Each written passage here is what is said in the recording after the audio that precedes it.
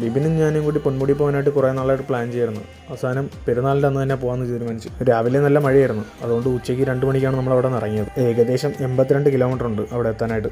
ആലങ്കോട്, കിളിമാനൂർ, കാരേറ്റ് ആ റൂട്ട് പിടിച്ചാണ് നമ്മൾ പോയത്. പാലോടൊക്കെ കഴിഞ്ഞപ്പോഴത്തേക്ക് നമുക്ക് കുറച്ച് തമിഴ് പസങ്ങളെ കൂടെ കിട്ടി. അതുകൊണ്ട് ആ ബോറടി അങ്ങ് മാറി കിട്ടി. 4 മണി വരെ അവിടെ ടിക്കറ്റ് കൊടുക്കുള്ളൂ. നമ്മൾ ഏകദേശം ഒരു 3:55 ആയപ്പോഴത്തേക്ക് ആ ചുരം കയറി തുടങ്ങി. ഈ തിരക്ക് കണ്ടപ്പോൾ ഞാൻ വിചാരിച്ചു ഇന്നത്തെ കാര്യം ഗുദാഹവാനെന്ന്.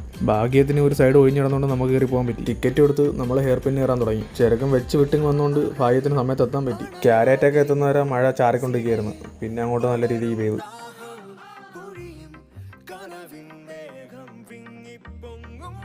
മേലോട്ട് കയറുന്ന സമയത്ത് കുറേ പേര് താഴോട്ട് തിരിച്ചിറങ്ങുന്നുണ്ട്. നമ്മളോട് വന്ന തമിഴന്മാരെ പിന്നെ കണ്ടില്ലായിരുന്നു. ഹിൽ ടോപ്പ് എത്തുന്നതിന് മുമ്പ് വലത്തോട്ടൊരു വഴിയുണ്ട്. ആ വഴി പോകുമ്പോഴത്തേക്കാണ് ഈ മരമൊക്കെ ഉള്ളത്. കുറേ റീൽസിലും ഫോട്ടോസിലൊക്കെ കണ്ടിട്ടുള്ളതാണ്.